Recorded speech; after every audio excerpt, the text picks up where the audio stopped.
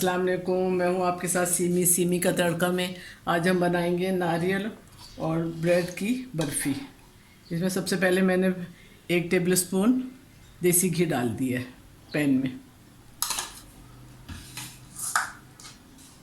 और साथ ही 1 कप कच्चा नारियल मैं वो कर लूँगी, भून लूँगी।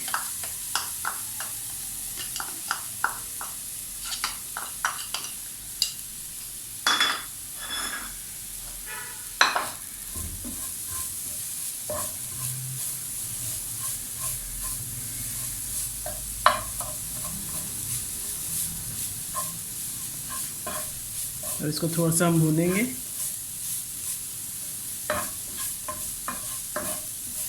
ताकि इसकी थोड़ी सी नमी जो है कम हो जाए।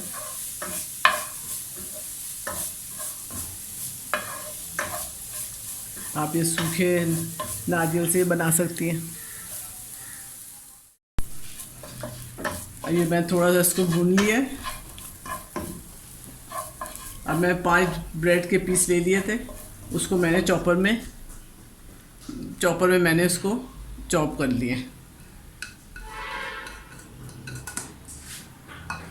अब साथ इसको भी हम भून लेंगे थोड़ी देर, हल्की आंच पे, बहुत तेज़ आंच नहीं करें। इसमें से खुशबू आने लग जाएगी, जैसे ब्रेड भी अच्छी सी भुन जाएगी।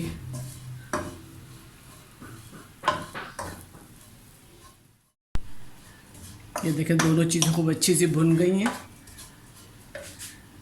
अब मैं आधा कप इसमें खुश्क दूध डाल दूँगी। इसको मिक्स करेंगे।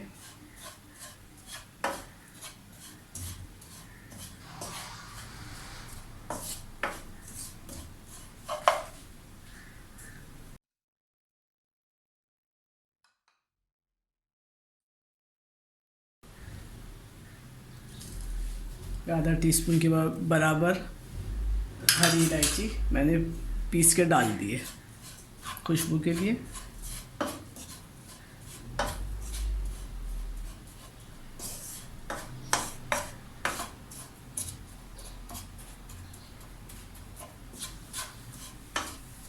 दो 3 मिनट इसको भून के पौना कप इसमें चीनी शामिल कर देंगे, और साथ ही थोड़े से बादाम मैंने कूट लिए थे, उसको भी शामिल कर देंगे।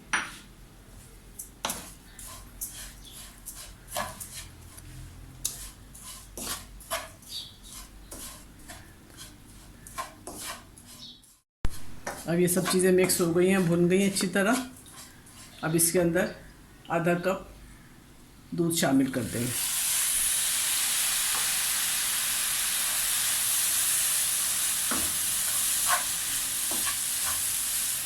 इसको हल्की आंच पे भूनना है, पकेगा। तेज़ करेंगे तो फिर ज़ाहिर जलने लग जाएगा ब्रेड और नारियल।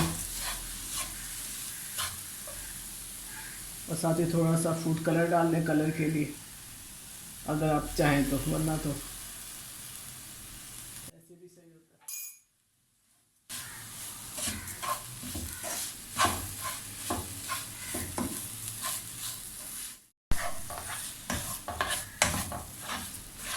अब ये देखें, थोड़ा सा मैंने दूध और डाला था, तकरीबन 1 कप मैंने दूध डाल दिया है, क्योंकि चीनी जैसे लग रहा था घुल नहीं रही है। बस इसके बाद इसको खुश्क करेंगे हम।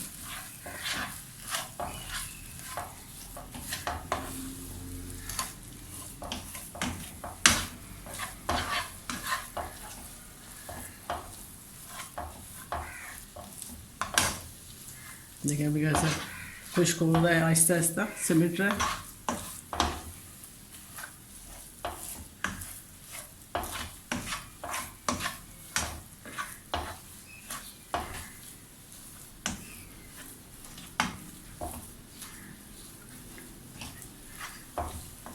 बस अभी तकरीबन हो चुका है। मैं इसको एक ट्रे में फैला के फिर काटूँगी।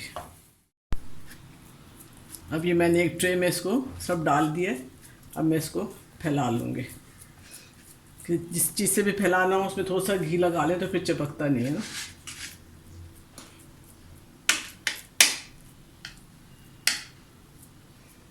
जितना आपने मोटी रखनी है, जितना पतला रखना है, वो अपने हिसाब से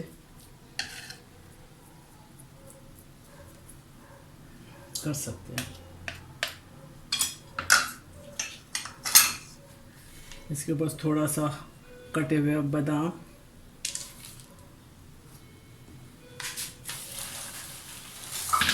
थोड़ा सा नारियल का बुरादा ऊपर डाल दें।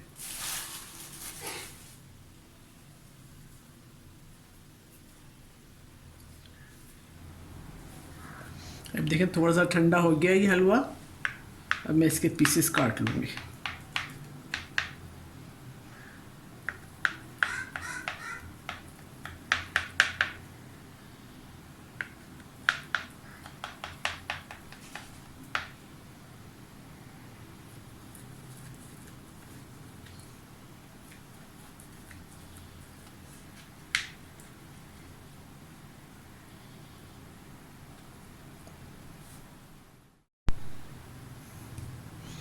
देखिए अगर कोई शेप अलग करना चाहे तो थोड़ा सा इसको वो करते हैं और फिर इसको प्लेट में निकाल दें। देखिए आराम से उठ रहा है।